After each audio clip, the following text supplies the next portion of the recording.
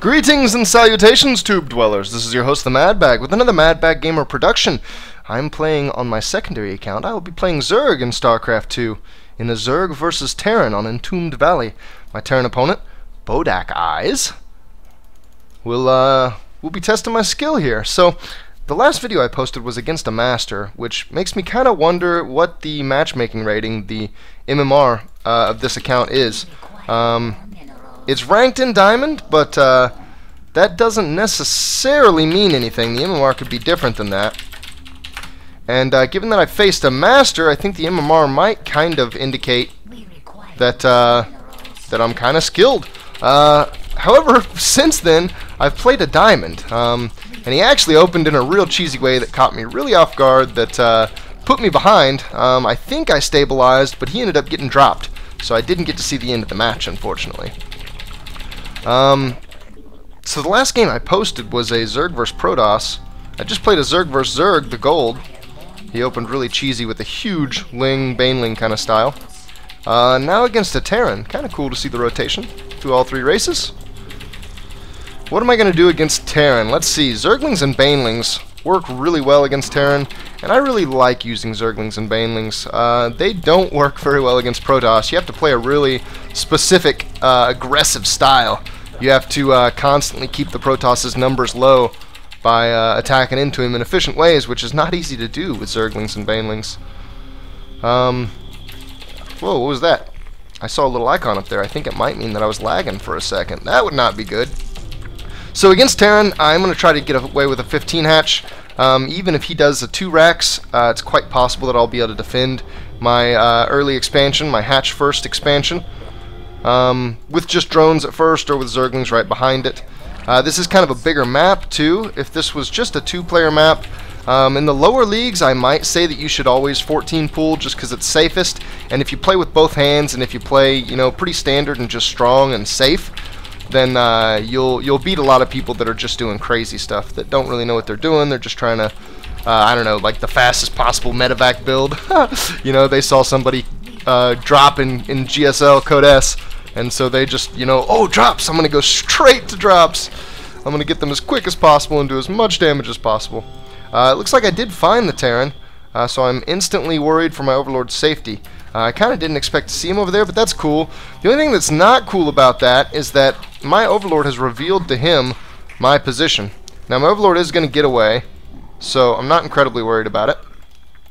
But he knows now that I'm directly to the left, so if he has done some kind of a 2 racks opener, and you know what? I might like to see those Marines and SCVs coming. If he has done some kind of a 2 racks opener, he'll be able to come over here pretty early.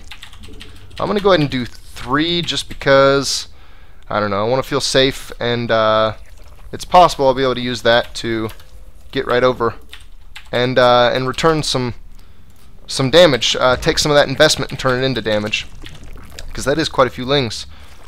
So far it looks like his SCV is still just wandering around. It's going to go ahead and leave. He is building a oh, this might be really nice, actually. He is building a command center very quickly. He's going to get the drone, but that's okay. And he does already have the bunker finished. Yeah, I'm not going to be able to get in there. I'm not even going to worry about it. He's got the bunker finished and everything. He's going to bring the SCV up here. I guess I'll go ahead and chase that down. The queens are out. I'm going to get 1 Overlord for when those larva injects pop off. I'm going to get a couple more drones. We're going to go ahead and get gas, because with this close position, we're going to go ahead and get another Overlord, since I supply blocked pretty hard there. In this position, he could get Hellions or even a quick Marine push or anything over to me really quickly. So I want to get Zergling speed out so I feel safe. I know you guys can get it. You guys can get it. You guys can get it. Just get it. Oh, it's so close. One hit. One hit. Oh, and I got it. Some early game drama in this Zerg versus Terran. Some very light drama. We're going to get a couple more Zerglings. This speed is about to start. We're going to stay in gas. I got it a little bit late, so it's okay to stay in it afterwards. I don't need to vacate immediately. I don't think I'll need that watchtower, but I'm going to send 1 out there anyway. I'm going to send 1 to his front and then keep the rest back just a little bit. I want to see if like a little 5 or 6 Marine count or anything like that comes out. If it does, I am already very, very ready for it. As a matter of fact, I'm going to go ahead and take this third. And I'm going to put one spine crawler up. I kind of expect Hellions. That's a bit of a standard. That doesn't necessarily mean that that's what he's going to do. Now I'm going to try to just poke right up to here and come back with a Zergling. I don't have speed quite yet. It's actually a little ways off still. But that'll potentially let me catch things like Hellions.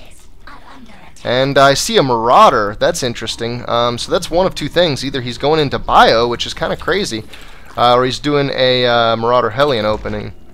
The Marauder Hellion opening could be very tricky, and honestly I would want probably another Spine Crawler or 2 for it, and then I would want Zerglings and possibly Banelings.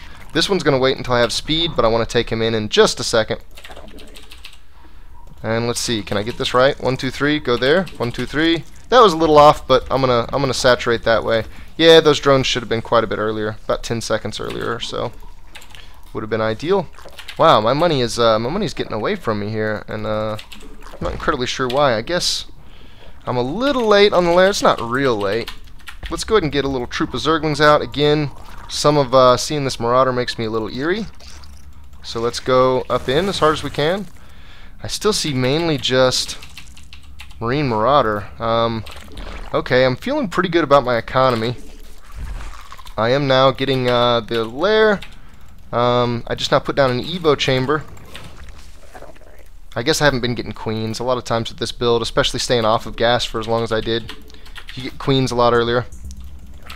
I'm not necessarily doing that. I think this could pretty easily turn into a pretty nice Muta build, and I think especially that he's going infantry heavy. That might be nice because he's going to have trouble getting Thors out, which means that I could even go kind of into a mass Muta, and it might work pretty well. I've got Overlords coming. So don't you sweat there, Miss Hive Mind. So he sees that that is down. Let's see. Let's go ahead and get a queen from over there. And you are going to try to start creep spreading and go that way. Now, I am potentially concerned about a ninja. He's just been really quiet. A lot of times, Terrans won't stay this quiet unless they've really got something cooking. And he's been very quiet. So I am somewhat concerned. Ah, what is this? I see something poking. What is it? Okay, I didn't see a huge worker count there. Oh, that would be pretty nice. That's a fresh mule. I think I'm actually going to get that too. Nope, he's responding to it. I want that one. I want quite a few banelings. Yeah, he got it. That's okay. We are still going to send a ling out to right about there. And let's see. With Marine Marauder, I would kind of expect him to go real drop centric. Now here in just a second, I'm going to have a Spire up. And I'm going to start doing the good old pressure, which I think might come in at a pretty good timing on him. Ah, here he comes. Okay, so I actually want to be out of my base. This wouldn't hurt. And I want to come in this way.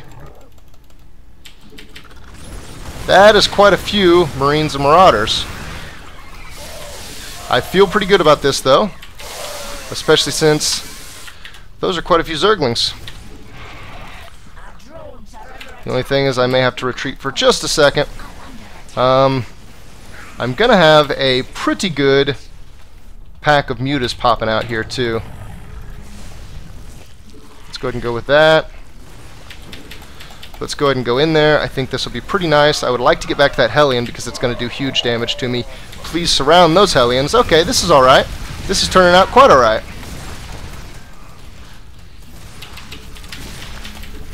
And Muta time! How many can we get? Oh, come on. Go ahead and go. Go, go, go, go, go! Okay, 9 or so? That's alright. He hurt my drone count there. And he killed 2 queens. No, actually, he only killed 1. I actually had 1 back in my main. Okay, that's cool. Let's go ahead and start prefacing some of that. He did not get the base, though, which is awesome. And, I don't know. He didn't get a feel for... I don't think he scanned. It's possibly scanned up here and seen that. But I don't think he got a feel for what I'm doing. So, I may have a nice muta-harass coming in here. Let's see, can I go all the way up to where you can't see me? I don't think that I can. Let's just go ahead and come in here and do away with some of these. Yeah, we don't like these SCVs. Now the cool thing about this map is that when he respawns there, it is a very short flight distance into the main. It is a very long walk distance. Let's see, can I just kill that turret off outright? Yeah, I can. It's going to cost me a little time, but that's okay. I'm going to try to kill this turret as I go out. And I'm going to get it. And he still has Marines waiting there, so we're just going to stay real high. And if I can, I'm going to try to almost suicide in there and get the Marine count. I'm going to try to fool him back to that base here in just a second. And I'm going to take a bunch of Banelings in. And we're going to see what I can accomplish with a bunch of Banelings. Now we're also going to whip an expansion out down here because I'll be needing it before long. Oh, that was not ideal. That actually hit a Marauder. He found those before I wanted him to.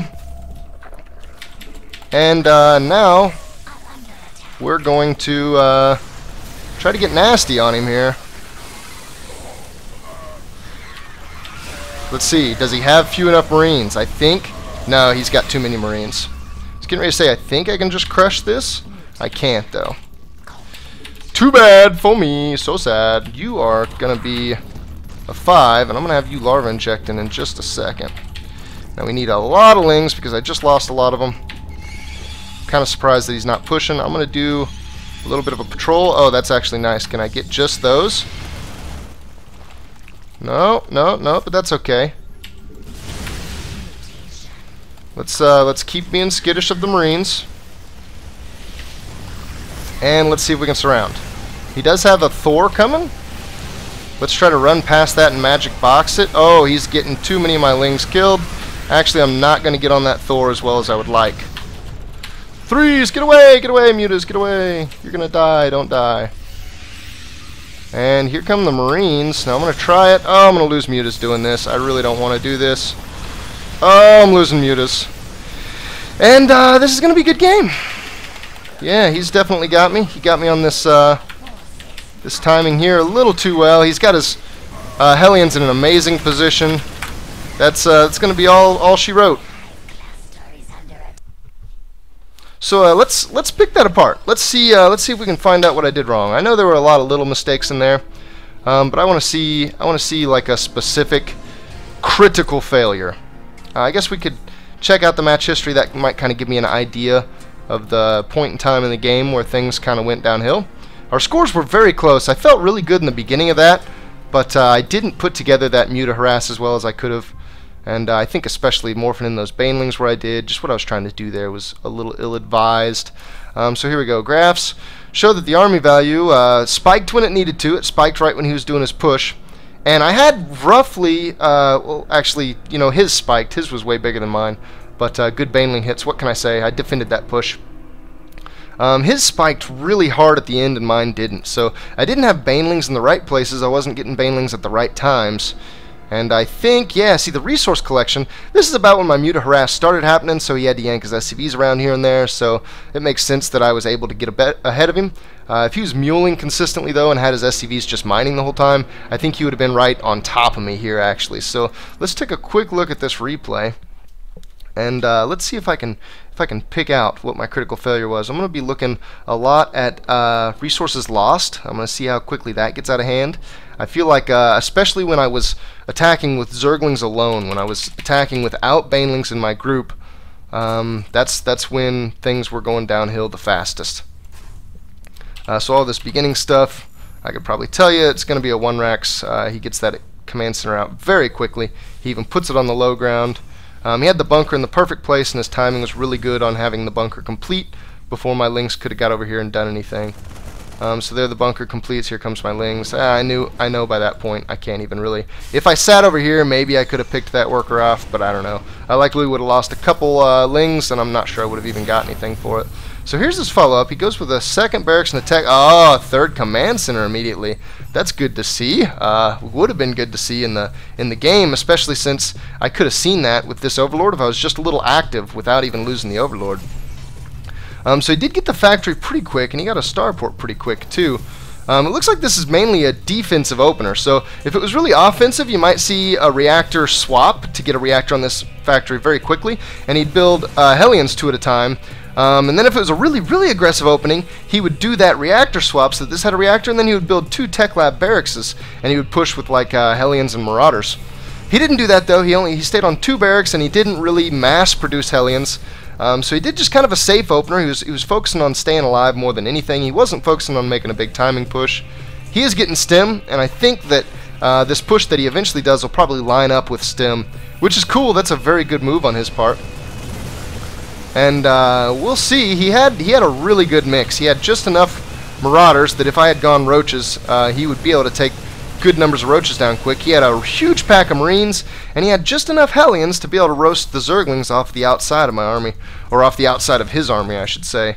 Whenever his army's in a ball and my army's surrounding around it, with just a couple Hellions in the back, they get real nice straight lines around his ball force. Like this Hellion right here would hit a line of Zerglings there, would hit a line of Zerglings over here.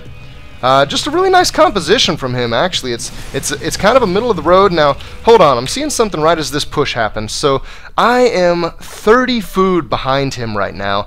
That's enormous. That is actually huge. I don't know how I even defend this push. It looks like 10 or so of it, actually 8 to be exact. 8 of it is in workers. He has 8 more workers than me. As a Zerg, this is a terrible place to be. Now, when I first saw his Marauders, I read it wrong. I read his Marauders as a Hellion Marauder push, which normally comes at like 8 or 9 minutes. So I built up a lot of Zerglings then, and even got a good number of Banelings. At this point, I've been sitting on these Zerglings and Banelings for a while, whereas I could have been sitting on a higher worker count than him, and then got these right now for this push. You can see I'm not producing it yet. How many larvae do I have though? I've got 22 larvae, so I can make 44 Zerglings, and I've even got the cash for it, just about. But I didn't read this as a macro opening, and that's exactly what it was. He went for this command center very quickly, and this push is an afterthought. This push isn't an aggressive timing. This push is a, hey, I've got some stuff, let me see if I can do damage. So we're back on faster speed. This is regular game speed. Let's see how this push goes. Now, part of it is that, of course, our loss is very even right now. Part of this is that he's kind of spread out in a way that allows my Banelings to kind of easily get in on him. Honestly, Terran things want to engage either in a ball with spread going back behind it, or kind of in a line. You want to kind of line your siege tanks up so the siege tank line is deep, so that when the Zerg sees the first one, he thinks he can go for it, and then by the time he gets to the first one, he's got 6 firing at him. The same thing kind of happens with Marines and Marauders. When he comes to attack the front few, if you have a line of stuff just stretching back, then everything else starts attacking right as the Zerg engages. Now, this is a little bit bad for me because my Zerglings are going in first. I'm going to split the Banelings up. That is really a lot of why this engagement went my way. And we can see that it didn't even go all the way my way. He's still a full 20 food ahead of me. Units lost, I lost a lot more than he did. Pretty much my only saving grace is, like I said, these 44 Zerglings. And that's just content. I'm just going to have more content than he does. Watch when the Zerglings pop. My food's going to get close to his. It's not even going to go over his at this point. I'm going to stay below him in food. And I even lost a few drones there. He's a full 10 workers up on me. The game is really over at this point. I defended this push, but my opening was not good enough to fight his opening. This push being a wash is totally fine by his perspective because he did such a heavy macro opening. Now, I've got a lot of drones. I could probably produce, or I mean a lot of larvae. I could probably produce a pretty big force, but I don't have the sustenance. I could produce about an equal force to him now, but within like 2 or 3 game minutes, his worker count is going to allow him to explode past me in basically everything. And you can see he's actually way oversaturated here. This whole bottom row of SCVs could be transferred, all 8 of those, and he'd still be fully saturated. But he's just got too heavy a macro. He's going double ups, whereas I'm going with a single. Now, I do already have +1. He has +1 as well, though I didn't check that for the battle. That would have been a nice point to check out. Now, the Muta harass comes in, and I get a little bit of damage done, but honestly, I don't think I even pay for these mutas with the damage I get done. Our kill count shows that I killed 3 when this came in. I'm now going to get up to 5. I might get up to like 10 or 12. I think maybe 10. I think I killed about 3 here. I focused way too much on these turrets. I probably should have got everything I could. Of course, I had no way of knowing that he was going to be able to respond pretty well to this. Looks like it's going to be 12. I don't think I end up dodging back in here. because he has that Marine count. So I am ahead of him now in workers, but with this setup in a way that's going to be really tough to breach it, and with mules, I kind of expect, and actually no, I'm ahead of him in mineral income and gas, but he's got 2 mules he can drop from there. He's close to, actually he's got almost 2 he can drop from there, and that's just too much. Now I missed this, hold on, I just want to see how many banelings I lost here. So, oh god, I had so many banelings too. So my plan was that I was going to dodge in on this outside with the mutalisks and try to harass. Maybe even, it would have been a better idea, I think, to even come in on the front, attack like 1 or 2 workers here, and then run back with the mutalisks and then bring the banelings in. So it would have forced Marines to respond right here, and then I hopefully would have gotten decent baneling hits. Even if he ran his Marines around the planetary, I could kind of grab little packs of my banelings and split them up kind of decently. But I just want to see here, right as they all pop, he actually let them all finish too. 22 banelings I have, and he responded really well to this. I now have 13 banelings. I lost 9 banelings to a marauder and a Hellion, actually 2 marauders, but still, that was not a good trade. We're kind of close, but he's got this economy edge still, and with the double engineering bay, he's going to be able to get an upgrade edge. Now he split amazingly there. The split, you know, you can see, I guess overall my APM's higher than his, but you could see his APM spiking there as he split. That was a beautiful split. He had little clumps of Marines everywhere, and he retained enough Marines even to still deal with my whole cluster of mutas. So, as you can see by the worker count, this is totally over. I've failed by this point. The workers, you know, it's in my favor, but only the income's only there because of his ill saturation. It looks like he's evening it out a little bit. And he's going heavy on the gas now. That's kind of weird. Terran normally has a tough time using gas. He's going to push in. He's going to take the cake. And I'm going to fall like a fool. Now, I think I might have even still been able to defend this if I had those banelings. Or if I had gotten banelings up before this push came. But alas, alack, it is not meant to be. And he takes me down. So there's not much left, but I'm not going to watch it out. Thank you for watching. I like to throw losses up. This was a pretty poor example. I made a lot of mistakes, but I like to put losses up every now and then. Honestly, I think I should put them up more often. You know what? Now that I mentioned that, let me just jump back to something potentially exciting while I talk here for a minute.